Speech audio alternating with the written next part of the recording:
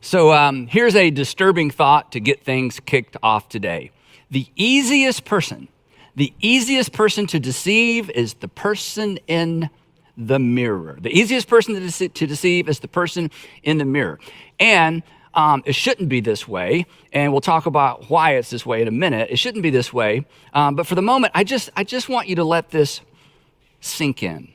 Actually, I would like to kind of rub it in.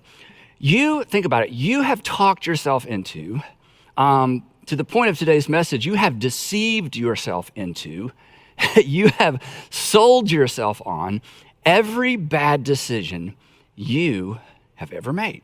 Worse, you are the mastermind. I mean, you thought this stuff up. You are the mastermind behind most of your most regrettable decisions, whether they were financial, relational, professional, academic. You were there for all of them.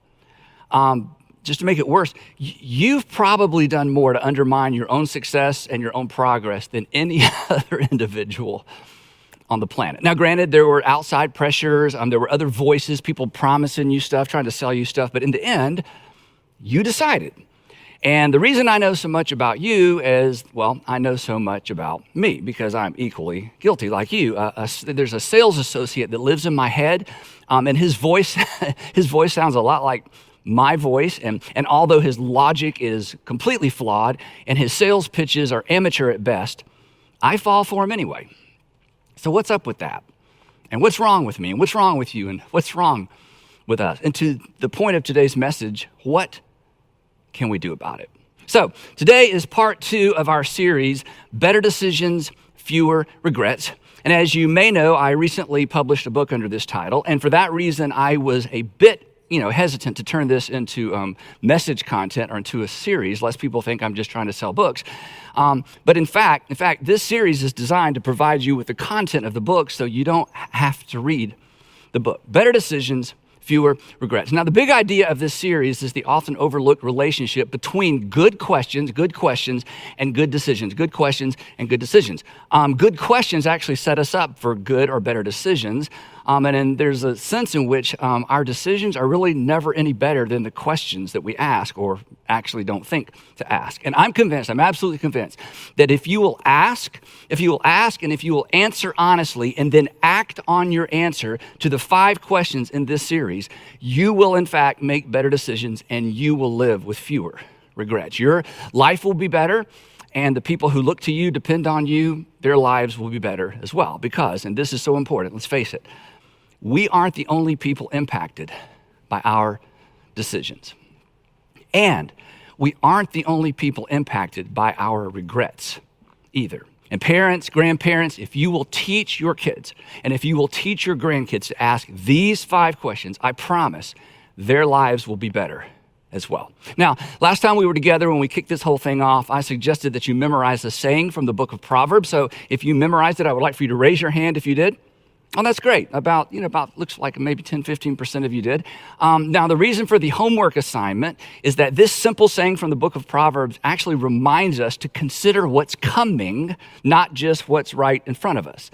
Ultimate, not just the immediate outcome of our decisions. And here's the verse in case you missed the first part or in case you haven't committed it to memory yet. And this is a verse, as I said last time, I memorized early on and I taught my kids early on. Here's what the writer of Proverbs says: the prudent see danger, and when they see danger, they do the appropriate thing, they take refuge.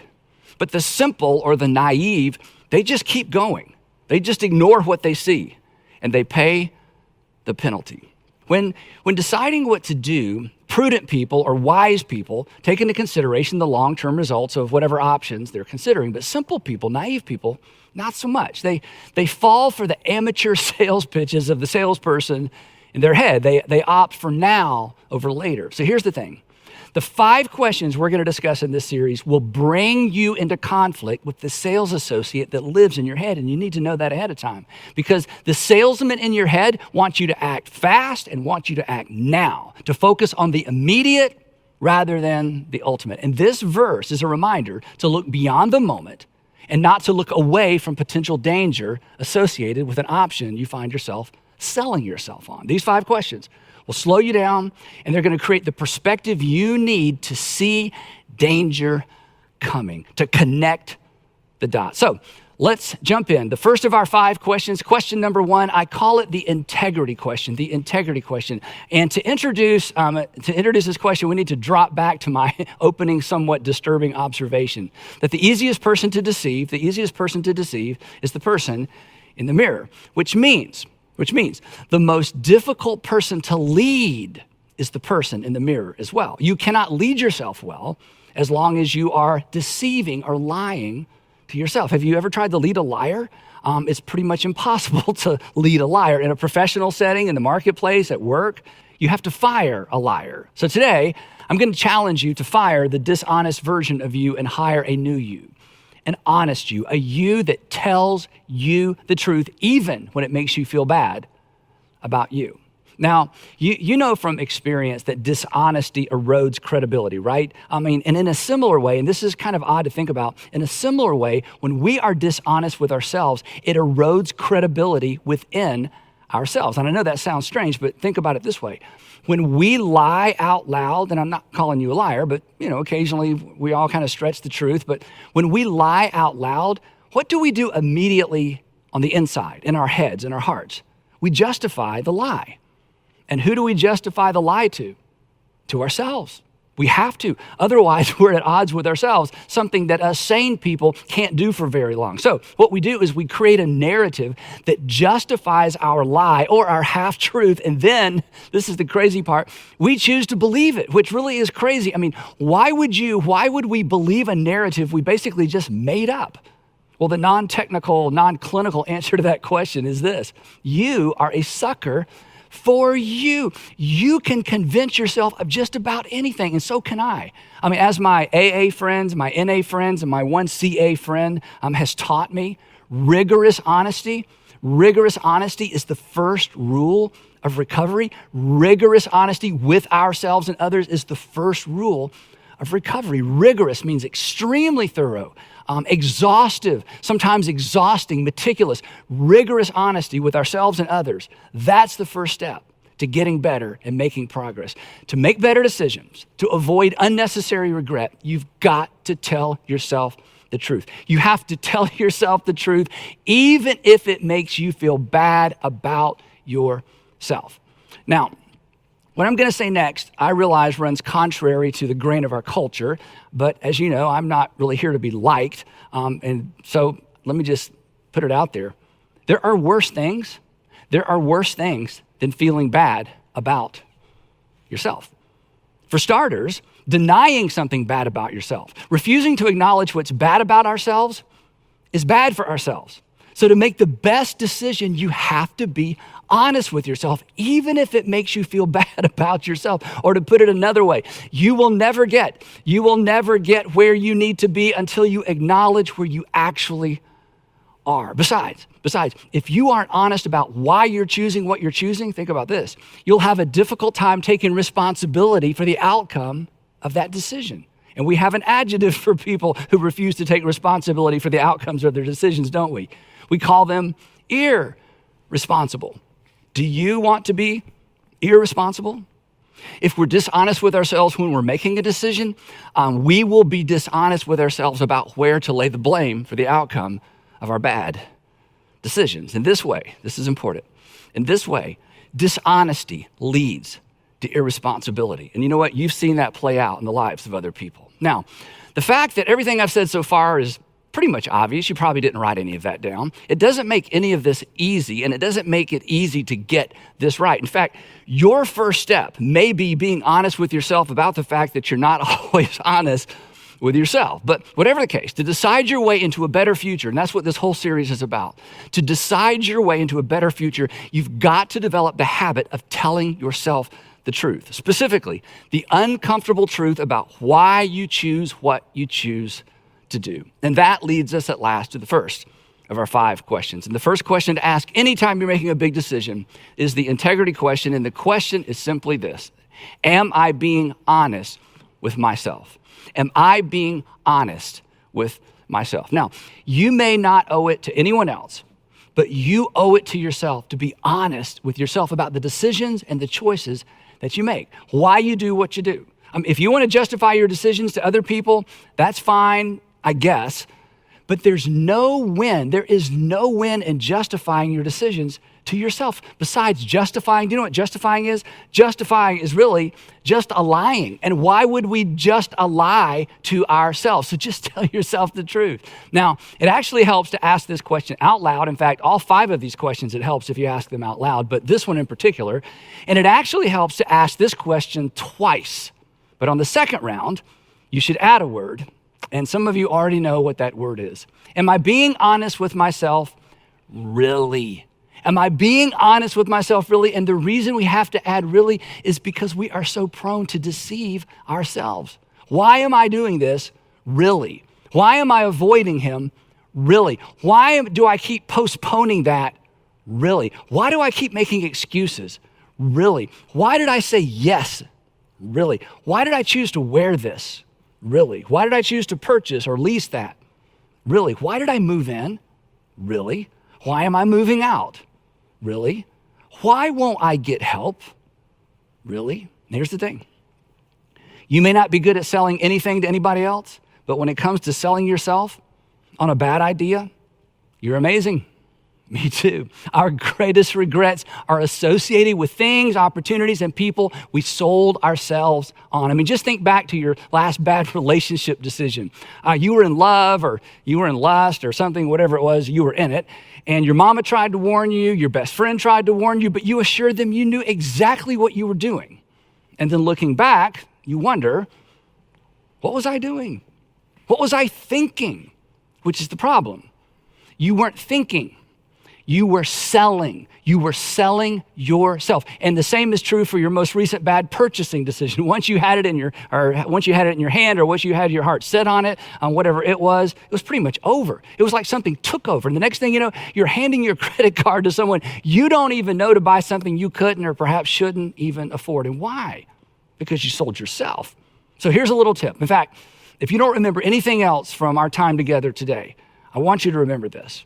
As soon as you start selling yourself on anything, you should hit pause. The moment you begin selling yourself, you should hit pause. And here's why. Because we rarely have to sell ourselves on a good idea. When it comes to good ideas or good decisions, we usually just know. So let's just stop with all that. Just tell yourself the unfiltered truth. Be honest with yourself. I mean, come on. It's not going to hurt. Well, you may hurt your own feelings momentarily, but in the end, you're going to be better off. We all are, right? I mean, lights will come on. And granted, lights can be terrifying. Just ask the roaches and the rats, right? But light is a disinfectant, and truth is as well. They go hand in hand. So bring your narratives and bring your justifications and bring your excuses into the light and just tell yourself the truth. You're going to make better decisions.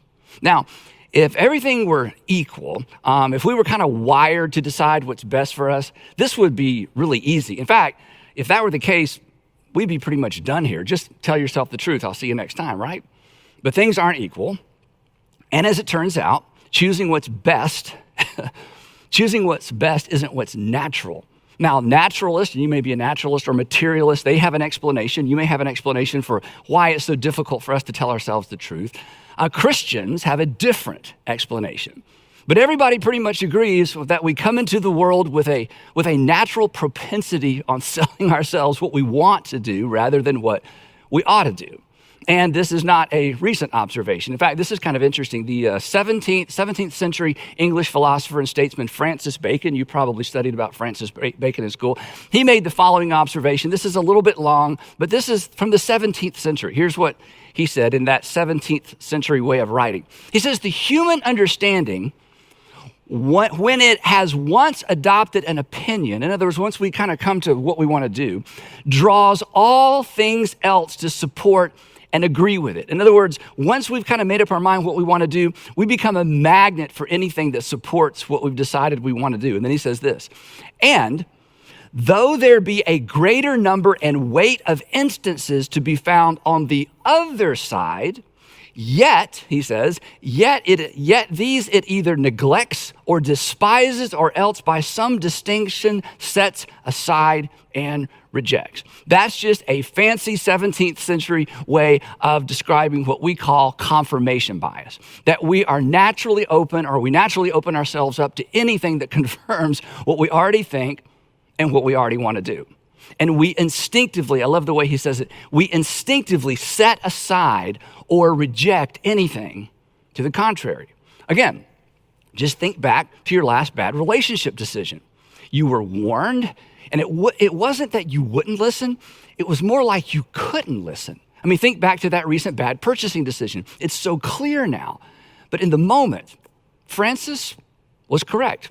The human understanding, when it has once adopted an opinion, I've already made up my mind, draws everything else or all things else to support and agree with it. And though, he says, and though there be a greater number and weight of instances to be found on the other side, in other words, even though there's plenty of arguments to the contrary, yet these our minds either neglects or despises, or else by some distinction sets aside and rejects. That's been going on for a long time, and this is helpful in terms of an observation, but it doesn't really tell us why this is the case, nor does Francis tell us what to do about it. But almost 2,500 years before Francis Bacon wrote these words, a Judean court advisor turned prophet made a similar observation. But fortunately for us, he added a bit of helpful explanation. And the context for his observation, I think it's both fascinating and instructive. So here's the backstory. Around 600 BC, Jeremiah, who's the author of the Old Testament book Jeremiah, served as pretty much a professional coach or like a court advisor to a series of Judean kings whose careers honestly would have gone much smoother and whose lives would have lasted much longer had they listened or taken Jeremiah's advice. But of course, the advantage of being a king is that you don't have to take anyone's advice. Now, ancient Judah was essentially like the bottom half of what we consider the Holy Land. So that's where this story takes place. Jeremiah actually began his coaching career with young King Jehoiakim. King Jehoiakim was pretty much a teenager at the time. And at the time he became king, Judah was actually paying an annual tribute or a financial tribute to Babylon, who in return would then provide military support and then pretty much allow Judah to run her own affairs. So after 3 years of paying this tribute, King Jehoiakim decides, you know what, enough of that, and he quit making payments. And then, worse than that, he changed banks, meaning he declared loyalty to Babylon's arch rival, Egypt. And when Jeremiah, his advisor, heard about Jehoiakim's decision, he begged him to reverse course. This wasn't just a bad decision. This was a dangerous decision as well, because the mighty King Nebuchadnezzar was already in a really foul military mood after being defeated by the Egyptian army just a few months earlier. So Jeremiah rightly assumed that Nebuchadnezzar would love to find a place to vent his frustration, and a vassal state that had just sworn loyalty to his enemy, Egypt, well, Judah would be the perfect target. And not only was Jehoiakim's decision foolish and dangerous, Jeremiah assured him that, this decision is actually in direct opposition to God's will for the people and for the nation as well. But Jehoiakim, not impressed. He's the king. Besides, Jehoiakim had long since abandoned the ways of Judaism. He was a merciless tyrant whose sexual appetites led him far outside the moral prohibitions outlined in the Jewish law. So he did what kings do. He just ignored Jeremiah. And sure enough, King Nebuchadnezzar did exactly what Jeremiah predicted he would do. He came looking for his tribute. Nebuchadnezzar and his armies laid siege to the city of Jerusalem for 3 months, and then his army entered the city, put Jehoiakim in chains, and then marched him back to the city of Babylon and added him to his king collection. Now, I've mentioned this before, but it's so fascinating. King Nebuchadnezzar collected kings. Some people collect coins. Some people collect baseball cards. King Nebuchadnezzar collected kings. Whenever he conquered a territory, he would capture the king alive, take the king back to Babylon, and add him to his king collection. And then, on special occasions, when he wanted to show off how powerful he was, he would bring all of these kings out, like show and tell, and parade them around the courtroom in golden chains. And each king would walk with his hand on the shoulder of the king in front of him because in addition to being chained, King Nebuchadnezzar had all of these kings blinded. Now, back to our story. Before leaving Jerusalem, King Nebuchadnezzar crowned Jehoiakim's son, Jehoiachin, to be the next king. He was a whopping 18 years old. And then, 3 months later,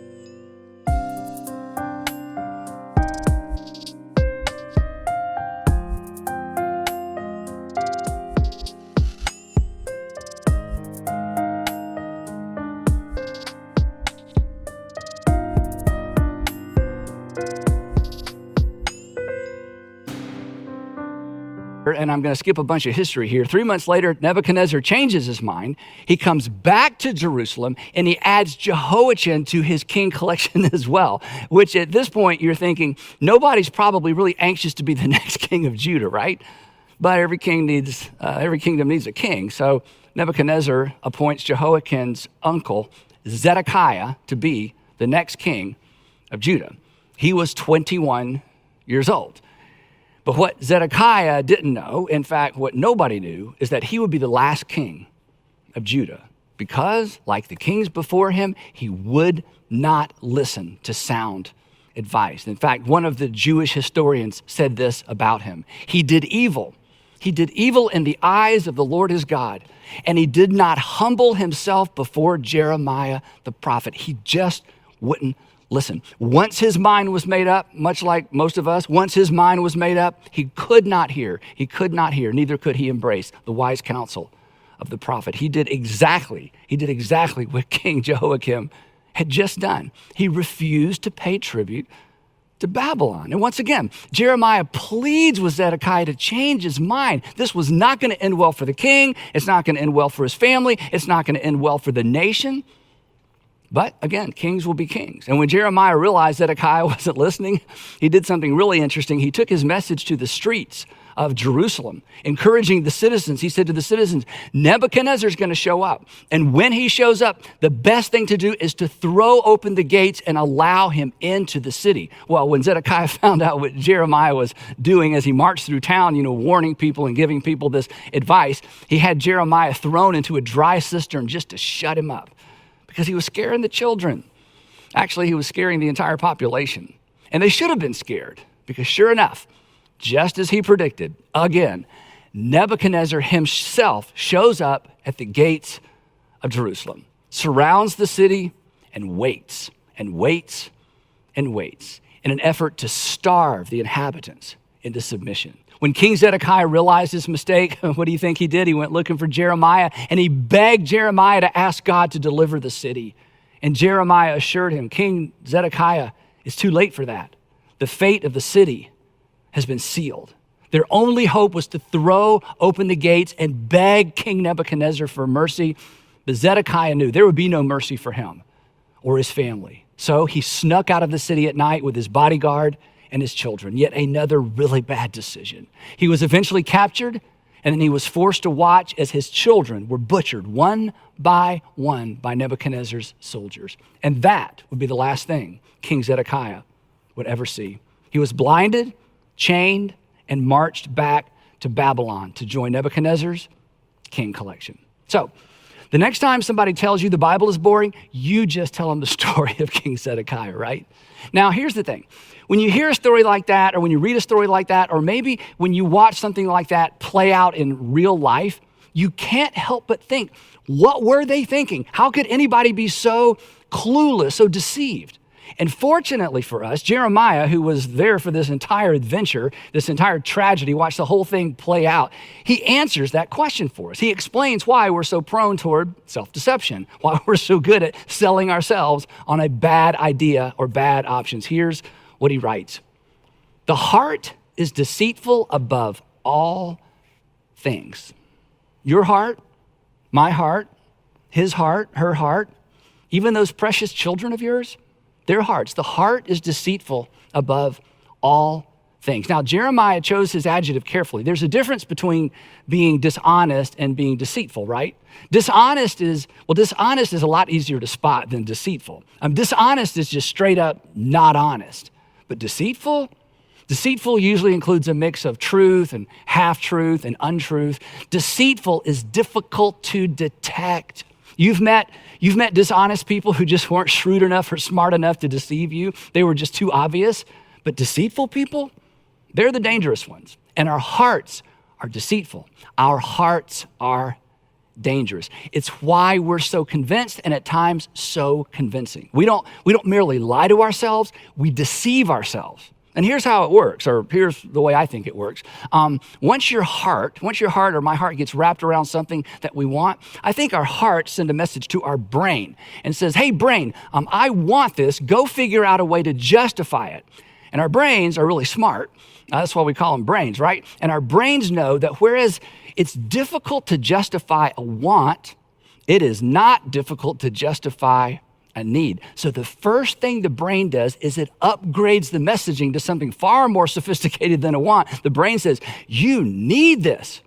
And back to what Francis Bacon said and what Jeremiah said, once we're convinced we need something, it is so easy to sell ourselves on it. Before long, we have a list of justifications for buying it, drinking it, asking it out, inviting it in. But the reasons we use to sell ourselves, let's be honest, the reasons we use to sell ourselves, they're not really reasons. They're justifications. And in most instances, if we're honest, if we slow down and think about it, we know. But we fall for it anyway. We're so easily deceived by our own hearts. The heart is deceitful above all things. But he wasn't finished.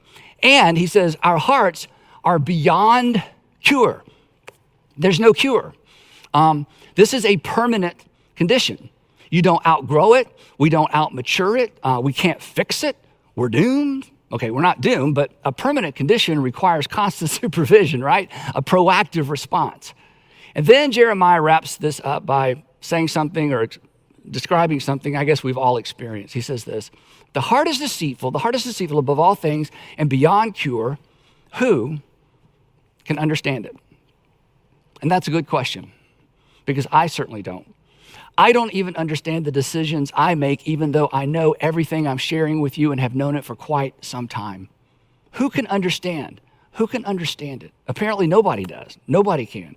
Which explains why we've all said at some point along the way, I don't understand why I did what I did, which is just another way of saying, I don't understand why I decided what I decided. I don't understand why I chose what I chose. And this explains why we do the very thing we advise other people not to do. It's why the person in the mirror is so hard to lead. They just won't tell you the truth unless you force them to.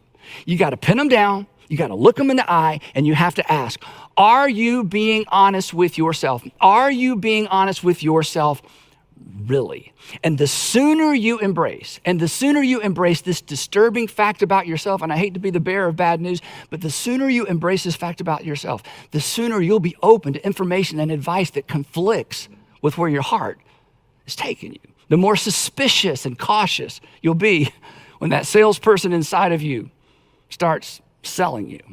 So this week, before you decide, I want to encourage you to have sort of a heart-to-heart with yourself.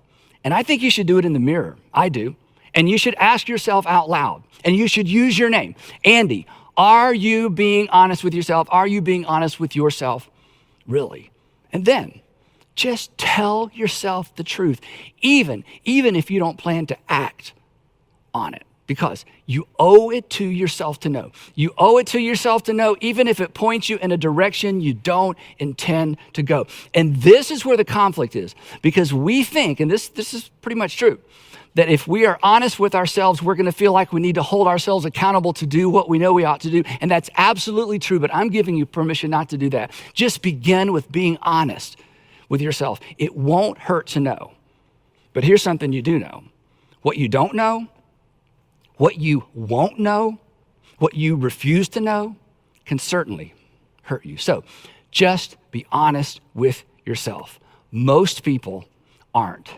Don't be most people. So I would...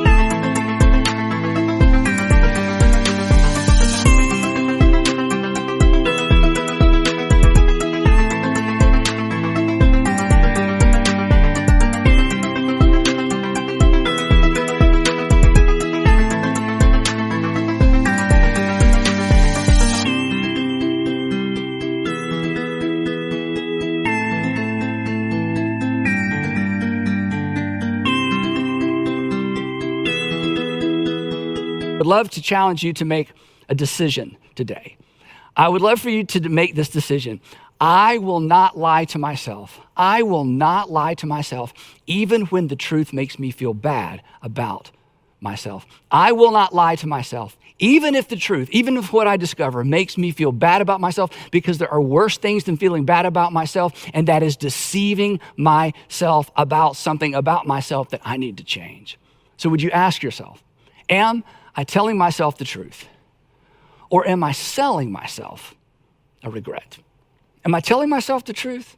Or am I selling myself a regret? Am I being honest with myself, really? So as we wrap up, I'd like to get this kicked off for some of you, not all of you perhaps, but some of you. And I'd like to just ask a few questions. And most of these questions, maybe none of these questions will intersect with your current circumstances, but perhaps a couple of them will. And if nothing else, here's an example of the kinds of things we should ask ourselves. So you ready? Why do you continue to go out with him? Really? Why do you continue to go out with her? Really? Why did you file for divorce? Really? Why are you taking that job? Really? Why are you quitting your job? Really? Why did you move in? Really? What's the real reason? What's the real reason you don't call your kids? What's the real reason you don't call your mom, your dad, your brother, your sister? Why won't you tell her? Why won't you tell him the truth about what's going on? Really? It's brutal, isn't it? It's terrifying, it's clarifying, and ultimately, it's liberating and it's empowering. So be honest with yourself. It doesn't come naturally. That's what Jeremiah says. But most things that are good for us, they don't, do they? Jeremiah was right. The heart is deceitful above all things, and it is beyond cure. This is a permanent condition. But now you know. And now you know what to do about it. And the prudent, when they see danger, when they see trouble coming, they do something. And trouble is always just one bad decision away. So would you decide, I will not lie to myself, even when the truth makes me feel bad about myself. I will not lie to myself, even when the truth makes me feel bad about myself. I will tell myself the truth, really.